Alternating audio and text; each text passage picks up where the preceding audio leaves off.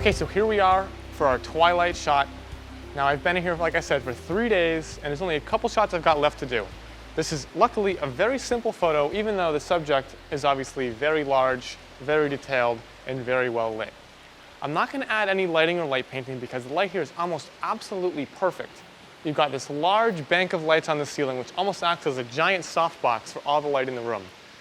Since we have so much going on here and such a wide shot, I'm actually at 17 millimeters, I think adding light and light painting would just further confuse an already pretty intense shot. So what I'm going to do is just allow the natural light to speak for itself. The architect did an amazing job lighting this. All I have to do is wait for the light levels to balance out. Again, that interior practical ambient light has to reach the same intensity as the exterior falling ambient light. And that's when we're going to take our shot.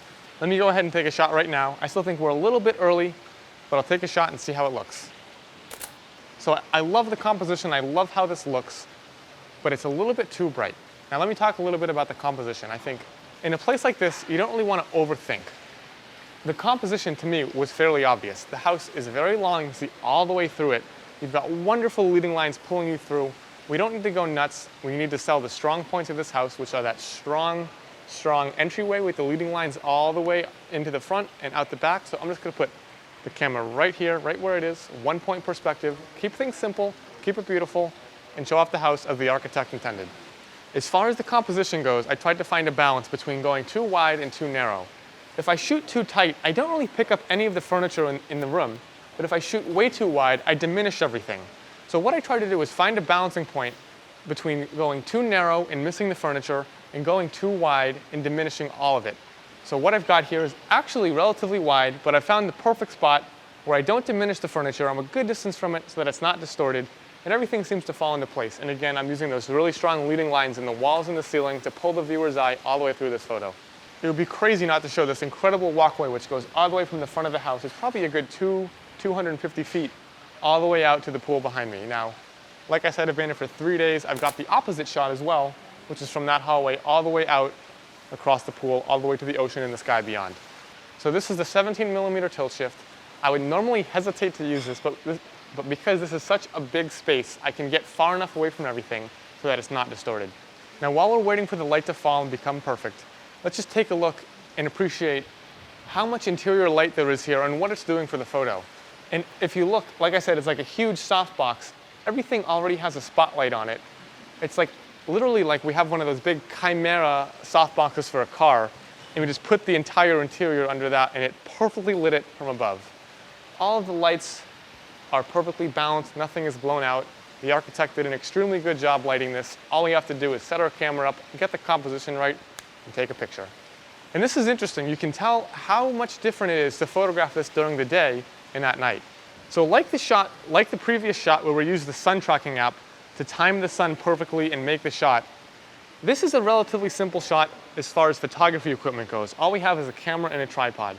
However, on the other side of the coin, when we did the shot from the opposite end of the room and we're shooting out towards the ocean, it was a completely different story. We had to bring out every piece of gear in my kit to light that up and make it look natural.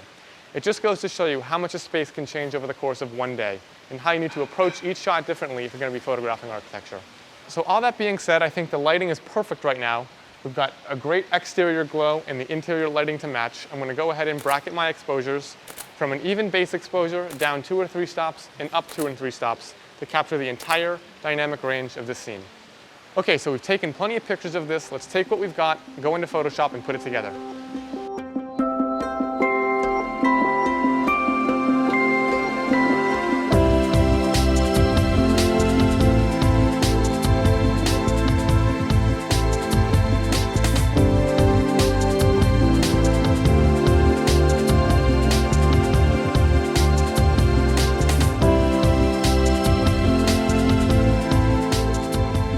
All right, so this was a twilight exterior, and this was in contrast to our previous interior shot. This is almost more of like a cautionary tale. I just want to take a lesson to explain how the same space can change so drastically between different times of day. Now, this shot is going to be super simple in post. The lighting was absolutely amazing, as I pointed out on location, but in this home, the lighting was just sublime. there's almost nothing that I could do that would have positively affected this image. So what we're going to do is we're really going to try to teach the lesson here of just because you can doesn't mean you should. And unlike some of the previous Twilights that we've done or some of the other hotel images, I want to let you know that you have all the tools in the bag, you have all the techniques, all the gear, but that doesn't mean you need to use them on every single shot. And I think this house is a great example of just that. So if you remember back to our daytime shot, we had to use every trick in the book. We had all of our flashes, we had 2,000 or 3,000 watts of power being blasted into the space. But for this shot, honestly, I did no supplementary lighting whatsoever. And all this is going to be is 2 frames blended with the luminosity mask in Photoshop to get the perfect finished image. So on my screen here, what you see are my bracketed exposures, again, from very dark to progressively brighter. And looking at the histogram, I think this is going to be our base exposure. All we've got to do are pull up the shadows to taste and pull down our highlights just a little bit. And there's a couple spots in here where I think things are like a little bit too hot and too overpowering, like the rug down here, over here, and some of these lights. I just want to tone them down a little bit.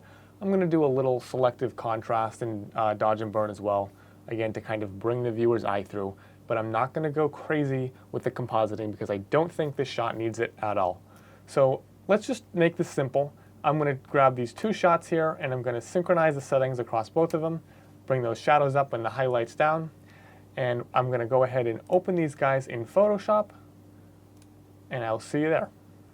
Okay, so here is our base exposure, and like I mentioned a minute ago, there's a couple things I want to take care of. We have a little flare on the lens and some hot spots on the wall. So this is going to be relatively simple. On this bright layer, I'm going to add a white mask, just like our last image. I'm going to go over to the channels panel. I'm going to command click on that RGB layer and hit new channel from selection. And on this new channel, what I'm going to do here is I'm going to add a curves layer just to add a little bit of contrast to make my whites whiter and my darks darker. And look at this, now we have a pretty decent mask where all of our bright spots will be easily tameable once I get that selected. So let's go ahead and click OK, command click on the channel to activate the mask, turn the RGB layers back on, go back to the layers panel, and on this bright mask, I'm going to hit command H. I'm just going to start painting away some of this brighter layer to reveal some of that not so bright area below. Now if I go too far, things start to get muddy, so all you need is a very gentle hand when you're doing this. I'll go to 20 or 30% opacity, and just on those highlights, just going to paint in some of that darker exposure below.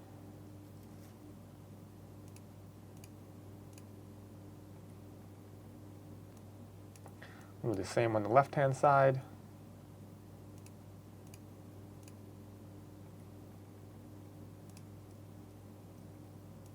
And like I said, I thought that rug was pretty hot, so I'm going to tame that as well. Same story, soft brush, gentle opacity, just to kind of bring those more in line with the rest of the room. And a little bit on the couch. And again, remember, everything is constrained by the mask that I made previously back in my channels panel. So I'm going to keep that hidden just so I can see what I'm doing. And continue to kind of brush out some of the distractions or the overwhelmingly bright areas. I'll probably get rid of some of these reflections up here. Tame some of those blown out areas in the ceiling. You can see all that detail starting to come back in those lights overhead, which looks really good.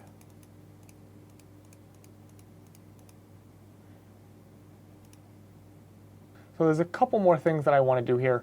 I'm going to brighten up this down here. I feel like this is almost like a black hole. I want it to at least register that there's some activity outside. So I'm going to deselect, hit Command D to get rid of our previous mask, create a new curves layer, and I'm just going to drag that up until we start to get some more detail out there. And once I have that where I want it, I'm just going to make a quick selection of the outdoors.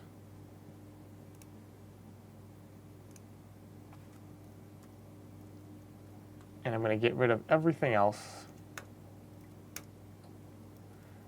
so that the exterior gets a little exposure boost out there.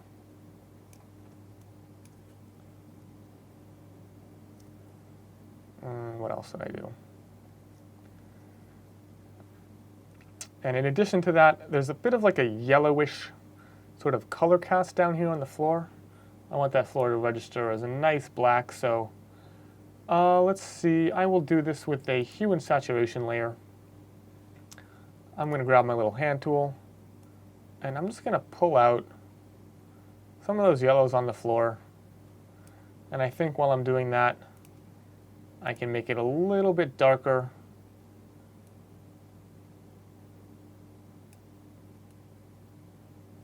So again, I'm going to go ahead, I'll group those together.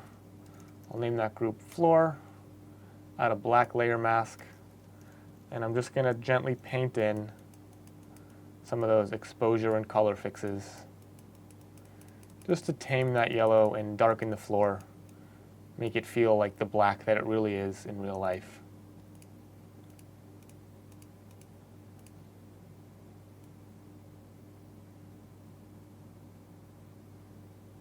Something like that feels pretty good to me. Now make sure that this hasn't bled onto the carpet on either side.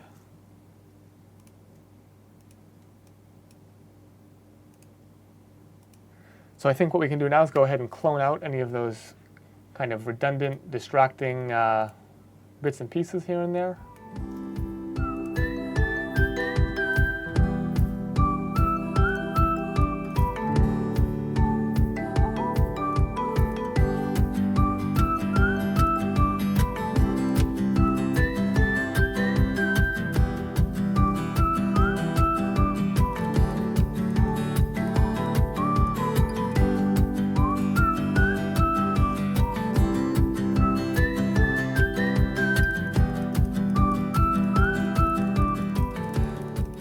Alright, so I've gone ahead and cloned out everything.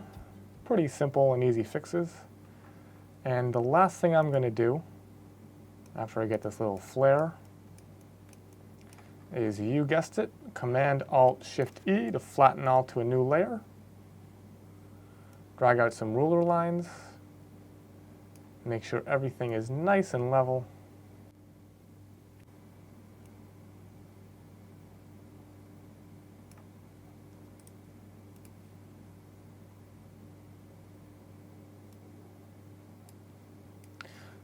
Go ahead and hit Enter.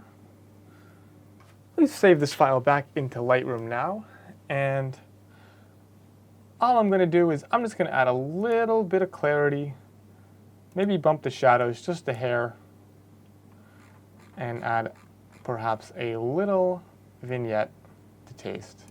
And there is our final shot. Again, I really want to emphasize, just because you have all these tools in your bag, it doesn't mean you should use them on every shot. You should really evaluate the lighting conditions and time of day for each picture you're making and use all your tools accordingly to create the best possible image.